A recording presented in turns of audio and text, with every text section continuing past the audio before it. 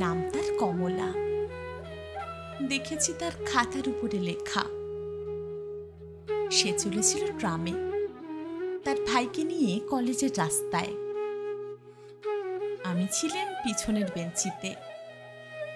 মুখের একপাশের নিটল রেখাটি দেখা যায়, আর ঘাড়ের উপর কোমল চুলগুলি খোঁপার নিচে। কোলে তার ছিল বই আর খাতা। যেখানে আমার নাম্বার সেখানে নামা হলো না। এখন থেকে সময়ের হিসাব করে বেরোই। সে হিসাব আমার কাজের সঙ্গে ঠিকই মেলে না। প্রায় ঠিকই মেলে ওদের বেরোবার সময়ের সঙ্গে। প্রায়ই হয় দেখা। মনে মনে ভাবি, আর কোনো সম্বন্ধ না থাক, ও তো আমার সহযাত্রিনী। নির্মল বুদ্ধির চেহারা ঝকঝক করছে যেন। সুকুমার কপাল থেকে চুল উপরে তোলা, উজ্জ্বল চোখের দৃষ্টি নিঃসংকোচ। মনে ভাবি, একটা কোনো সংকট দেখা দেয় না কেন? উদ্ধার করে জন্ম সার্থক করি। রাস্তার মধ্যে একটা কোনো উৎপাত, কোনো একজন গুন্ডা স্পর্ধা, এমন তো আজকাল ঘটেই থাকে।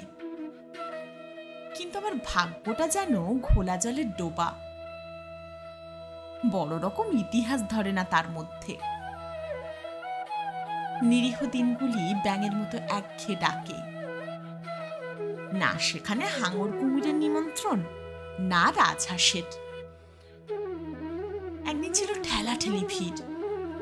কমলার পাশে বসেছে একজন আধা ইংরেজ। ইচ্ছে করছিল অকারণে টুপিটা উড়িয়ে দি তার মাথা থেকে, ঘাড়ে ধরে তাকে রাস্তায় নামিয়ে। কোনো ছুতো পাইনে, হাত নিষ্পিস করে। এমন সময়ে সে একটা মোটা চুরুট ধরিয়ে টানতে করলে শুরু। কাছে এসে বললুম, ফেলো চুরুট। যেন পেলেই না শুনতে। ধোঁয়া ওড়াতে লাগলো বেশ জোরালো করে। মুখ থেকে টেনে ফেলে দিলাম চুরুট রাস্তায়। হাতে মুঠো পাকিয়ে একবার তাকালো কটমট করে। আর কিছু বললে না, এক লাফে নেমে গেল। বোধহয় আমাকে চেনে। আমার নাম আছে ফুটবল খেলায়, বেশ একটু চওড়া গোছের নাম। লাল হয়ে উঠল মেয়েটির মুখ। বই খুলে মাথা নিচু করে ভান করলে পরবার। হাত কাঁপতে লাগলো। কটাক্ষেও তাকালে না বীর পুরুষের দিকে। আপিসের বাবুরা বললে, বেশ করেছেন মশাই। একটু পরেই মেয়েটি নেমে পড়ল অজায়গায়। একটা ট্যাক্সি নিয়ে গেল চলে। পরদিন তাকে দেখলুম না, তার পরদিনও না।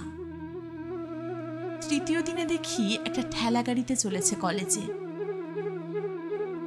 বুঝলুম ভুল করেছি গোয়ারের মতো। ওমে নিজের দায় নিজেই পারে নিতে। আমাকে কোনো দরকারই ছিল না। আবার বললুম মনে মনে, ভাগ্যটা ঘোলা জলের ডোবা। বীরত্বের স্মৃতি মনের মধ্যে কেবলই আজ আওয়াজ করছে ঠাট্টার মতো। ঠিক করলুম ভুল শোধরাতে হবে। খবর পেয়েছি গরমের ছুটিতে ওরা যায় দার্জিলিংয়ে।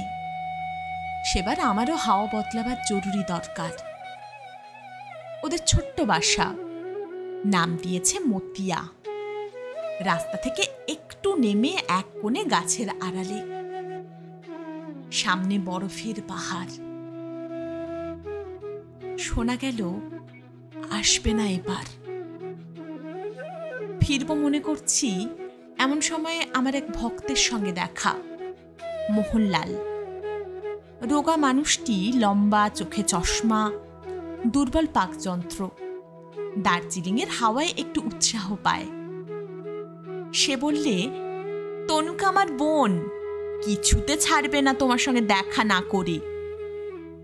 মেয়েটি ছায়ার মতো, দেহ যতটুকু না হলে নয় ততটুকু। যতটা পড়াশোনায় ঝোঁক আহারে ততটা নয়। ফুটবলের সর্দারের পরে তাই এত অদ্ভুত ভক্তি। মনে করলে আলাপ করতে এসেছি, সে আমার দুর্লভ দয়া। হায় রে ভাগ্যের খেলা। যেদিন নেমে আসবো তার দুদিন আগে তনুকা বললে, একটি জিনিস দেব আপনাকে, যাতে মনে থাকবে আমাদের কথা। একটি ফুলের গাছ। এক উৎপাত। চুপ করে রইলেন। তনুকা বললে, দামি দুর্লভ গাছ, এদেশের মাটিতে অনেক যত্নে বাঁচে। জিজ্ঞেস করলেন, নামটা কি? সে বললে, ক্যামেলিয়া। চমক লাগলো। আরেকটা নাম ঝলক দিয়ে উঠল মনের অন্ধকারে। হেসে বললেন, ক্যামেলিয়া? সহজে বুঝি এর মন মেলে না। তনুকা কি বুঝলে জানি নে, হঠাৎ লজ্জা পেলে, খুশিও হলো। চললেম টপশুদ্ধ গাছ নিয়ে। দেখা গেল পার্শ্ববর্তিনী হিসাবে সহযাত্রীটি সহজ নয়। একটা দোকামরা গাড়িতে টপটাকে লুকালেন নাবার ঘরে। থাকি ভ্রমণ বৃত্তান্ত। বাদ দেওয়া যাক আরও মাস কয়েকের তুচ্ছতা। পুজোর ছুটিতে প্রহসনের জবনিকা উঠল সাঁওতাল পরগনায়। জায়গাটা ছোট, নাম বলতে চাইনে। বায়ু বদলের বাইকগ্রস্ত দল এ জায়গার খবর জানে না। কমলার মামা ছিলেন রেলের ইঞ্জিনিয়ার। এখানে বাসা বেঁধেছেন শালবনের ছাওয়ায় কাঠবিড়ালিদের পাড়ায়। নীল পাহাড় দেখা যায় দিগন্তে। অদূরে জলধারা চলেছে বালির মধ্যে দিয়ে। পলাশবনে তসরের গুটি ধরেছে। মহিষ চড়ছে হর্তুকি গাছের তলায়। উলঙ্গ সাঁওতালের ছেলে পিঠের উপরে। বাসাবাড়ি কোথাও নেই, তাই তাঁবু পাতলেম নদীর ধারে। সঙ্গী ছিল না কেউ, কেবল ছিল সেই ক্যামেলিয়া। কমলা এসেছে মাকে নিয়ে। রোদ উঠবার আগে হিমে ছোঁয়া স্নিগ্ধ হাওয়ায় শালবাগানের ভিতর দিয়ে বেড়াতে যায় ছাতি হাতে। মেঠো ফুলগুলো পায়ে এসে মাথা কোটে। কিন্তু সে কি চেয়ে দেখে? অল্প জল নদী পায়ে হেঁটে পেরিয়ে যায় ওপারে।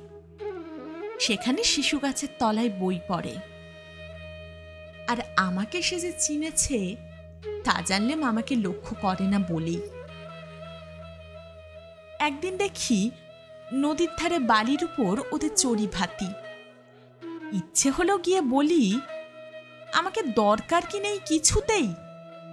আমি পারি জল তুলে আনতে নদী থেকে, পারি বন থেকে কাঠ আনতে কেটে। আর তাছাড়া কাছাকাছি জঙ্গলের মধ্যে একটা ভদ্রগোছের ভালুকও কি মেলে না? দেখলেন দলের মধ্যে একজন যুবক, শার্ট পরা, গায়ে রেশমের বিলিতি জামা, কমলার পাশে পা ছড়িয়ে হাবানা চুরুট খাচ্ছে। আর কমলা অন্য মনে টুকরো টুকরো করছে শ্বেত জবার পাপড়ি। পাশে পড়ে আছে বিলিতি মাসিক পত্র। মুহূর্তে বুঝলেম এই সাঁওতাল পরগনার নির্জন কোণে আমি অসহ্য, অতিরিক্ত। ধরবে না কোথাও। তখনই চলে যেতেম, কিন্তু বাকি আছে একটি কাজ। আর দিন কয়েকেই ক্যামেলিয়া ফুটবে।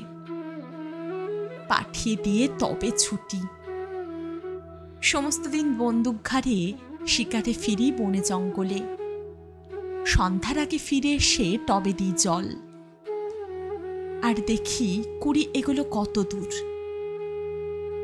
সময় হয়েছে আজ।